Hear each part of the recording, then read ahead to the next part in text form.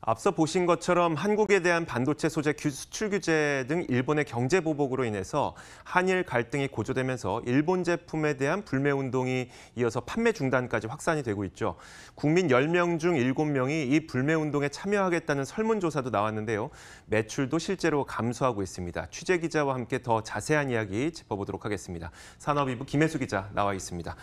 자, 일단 소비자들이 지금까지 자발적으로 나서서 불매 운동을 하겠다라고 했는데 이게 실제 매출 실적으로 확인이 되고 있죠. 네, 맞습니다. 우리나라에 대한 일본의 경제 보복으로 촉발된 일본 제품 불매 운동이 확산이 되면서요. 실제로 일본 제품의 판매가 눈에 띄게 감소하고 있습니다. 일본 제품 중 우리가 가장 손쉽게 접할 수 있는 거 바로 일본 맥주일 텐데요. 편의점이나 마트에 가면 하나씩 사오게 되는데 일단 이 일본 맥주부터 판매량이 감소하기 시작했습니다. 이마트와 롯데마트, GS25, 또 CU 편의점에서 판매되는 일본 맥주의 매출을 보면요. 일주일 전과 비교해서 10에서 한 20%가량 모두 감소했습니다. 같은 기간 국산 맥주가 19.0%, 수입 맥주가 전체 판매 매출액이 17.0% 증가한 것과는 대조적인 모습인데요. 관련해서 편의점 관계자 얘기 한번 들어보시겠습니다.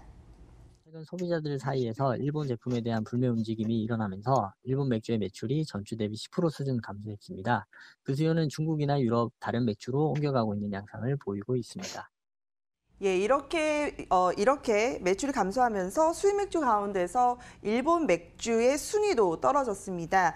올 상반기 하이네켄에 이어서 2위를 차지했던 아사히 같은 경우에는 4위로 또 기린 이치방은 7위에서 10위로 3단계에 떨어졌습니다. 자, 이렇게 먹는 제품에 대해서는 저희가 언론 보도를 통해서도 많이 확인을 해봤는데 다른 분야에서는 어떤 식으로 반응이 나오고 있는지 궁금하네요. 네, 여름 휴가철에 일본으로 여행을 준비하는 사람들 많이 있었을 텐데요. 한일 관계 악화로 다른 휴가지로 발길을 돌리는 여행객들도 늘어나고 있습니다. 실제 하나투어와 모두투어 등 여행사들의 일본 신규 예약권 같은 경우에는 50% 정도 감소를 했고요. 또 취소권도 늘어나고 있는 추세입니다. 홈쇼핑에서도 이 일본 여행 상품의 편성을 모두 중단한 상태인데요. 상황이 이렇게 되자 오히려 성수기 휴가철에 일본으로 가는 항공권 가격이 크게 낮아지는 그런 현상도 빚어지고 있습니다. 또 일본의 의류 브랜드인 유니클로 매장을 제가 이번 주에 한번 다녀와 봤는데요. 일부 관광객만 있을 뿐 손님이 그렇게 크게 많지 않은 한산한 모습을 보이기도 했습니다. 한일 갈등이 장기화될 조짐을 보이자 소비자가 자발적으로 불매 운동을 전개를 하면서 기업들 역시 일본 제품 판매를 중단하고 있는 모습인데요. 실제 이미 전국 마트 300여 곳이 일본 제품을 아예 팔지 않겠다라고 이렇게 중단한 상태이고요. 자동차 업계도 신차 발표회를 취소하는 등 관련 사항을 예의주시하고 있는 상황입니다.